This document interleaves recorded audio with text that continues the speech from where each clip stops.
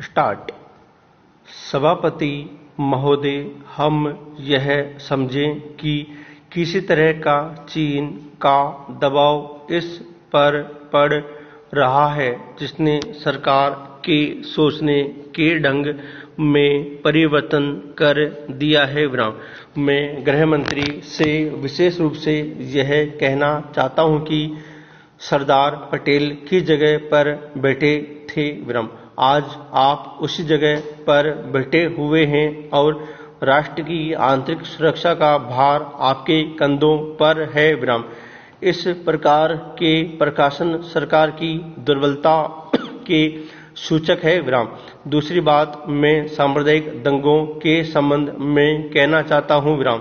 इन सांप्रदायिक दंगों से निश्चय ही हमारे देश की जो आंतरिक स्थिति है वह बिगड़ती जा रही है। दुनिया के दूसरे देशों में हमारा देश बदनाम हो रहा है। सबसे पहले मैं गृह मंत्री महोदय से कहना चाहता हूं कि अब जितने सांप्रदायिक दंगे हमारे देश में स्वतंत्रता के बाद हुए, गृह मंत्रालय इस बात की जानकारी ले कि उनका प्रारंभ कहां से होता है और कौन उनको प्रारंभ करता है। अगर इस देश का बहुमत उनको प्रारंभ करता है तब तो मेरा कहना यह है कि बड़ी कड़ाई के साथ उन पर काबू किया जाना चाहिए। लेकिन अगर दूसरे लोगों की तरफ प्रारंभ होता है तो मैं समझता हूं कि उनके अंदर इतनी हिम्मत नहीं है। जब वे जानते हैं कि इसका परिणाम यह होगा कि हमको और हमारे दूसरे सहयोगियों को चोट लग सकती है, फिर भी वे इसका प्रारंभ करें, तो मुझे ऐसा लगता है कि कोई तीसरी शक्ति अवश्य है जो आज भी 5 दशक के पश्चात हमारे सामाजिक जीवन को दुखी बनाना चाहती है। उदाहरण के लिए मैं एक ही बात कहना चाहता हूं। पहले गृह मंत्रालय जब अपनी वार्षिक रिपोर्ट प्रकाशित करता था तब उसमें बतलाया जाता था कि हमारे देश में दुनिया के किस किस देश के कितने नागरिक रह सकते हैं। लेकिन अब शायद जानबूझकर गृह मंत्रालय ने अपनी कमी को छिपाने के लिए इन आंकड़ों को बंद कर दिया है। लेकिन फिर भी प्रश्नों के उत्तर में कभी-कभी कुछ इस प्रकार के आंकड़े सामने आ जाते हैं। अभी हाल में जब यहाँ पूछा गया कि हमारे देश में पाकिस्तान के कितने नागरिक ऐसे हैं जो पासपोर्ट लेकर रह रहे हैं, तब उत्तर में सरकार ने बतलाया कि इस समय पासपोर्ट के आधार पर भारत में रह रहे पाकिस्तानी नागरिकों की संख्या लगभग 217,000 है। अध्यक्ष महोदय, मैं आपकी आज्ञा से अपना बिल सदन के सामने विचार के लिए रखना चाहता हूं। मैंने इस बिल में एक बात कही कि जो विदेशी धन गलत तरीके से हमारे देश में आता है उसके ऊपर कोई कड़ी निगरानी होनी चाहिए।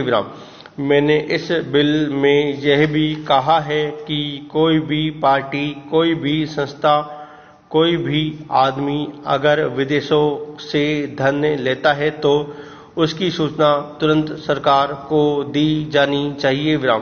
उस आदमी या उस संस्था के लिए यह भी अनिवार्य हो कि उस राशि का पूरा तरह से लेखा जोखा रखे और 1 वर्ष के बाद उस राशि के खर्च का पूरा लेखा जोखा सरकार के पास भेजे, ताकि सरकार को मालूम हो सके कि कितना धन विदेशों से आया तथा वह किस प्रकार खर्च हुआ।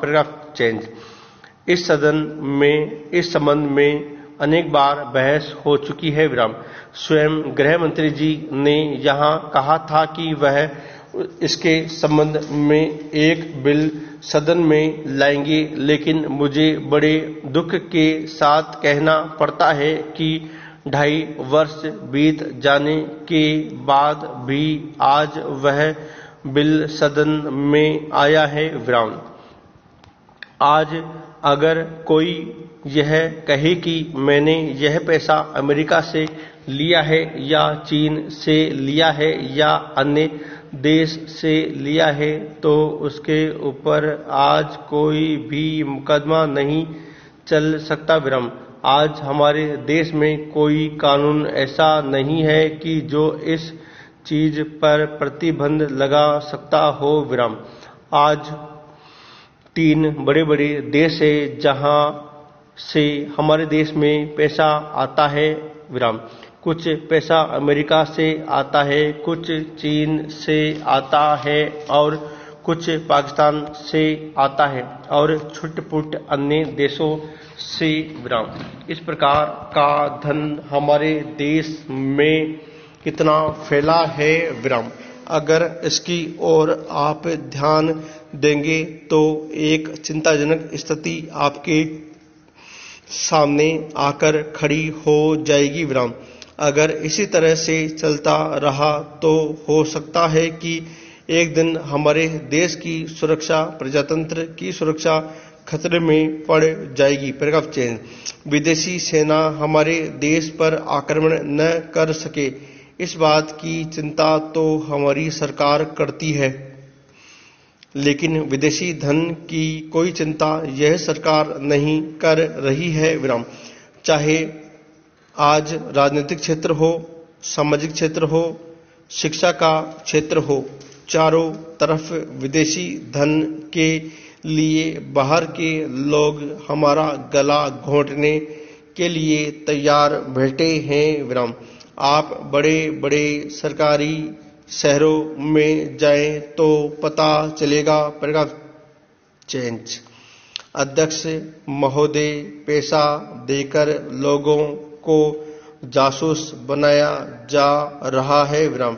सीमा क्षेत्र में जाएं या विशेष पिछड़े क्षेत्रों में जाए, चारों तरफ विदेशी पैसे के बल पर हमारे देश के साथ खिलवाड़ हो रहा है। विराम। इतना ही नहीं, विश्वविद्यालयों में जाएं तो वहां भी यही खेल खेला जा रहा है। विराम। गिरजाघरों में, मंदिरों में, मस्जिदों में विदेशी पैसे के बल पर अपना प्रभाव जमाने की कोशिश कर रहे हैं। विराम। सरकार के प्रभाव से यह समस्या किसी एक पार्टी की नहीं है, यह राष्ट्र की समस्या है। विराम। आज सदन में वित्त मंत्रालय की मांगों पर बहस हो रही है। विराम। सरकार के हर विभाग का वित्त मंत्रालय से संबंध होता है। विराम। देश में जो प्रगति हुई है और हो रही है, उसकी काफी चर्चा हुई है। जो प्रगति दिखाई पड़ रही है। विराम। रेलों में अब भीड़ कम होती है। विराम। बिजली का भी काफी विकास हुआ है, लेकिन देहातों की तरफ हमारा जो दृष्टिकोण है उसको देखकर कुछ कष्ट होता है। विराम। अभी जो जनगणना हुई है उनको देखने से मालूम होता है कि शहरों की जनसंख्या अधिक बड़ी है। विराम। आज देहातों से लोग शहरों की तरफ आ रहे हैं। विराम। हमारे राष्ट्रपिता ने कहा था कि लोग देहातों में बसे, देहातों के जीवन को पवित्र करे। पूर्ण विराम।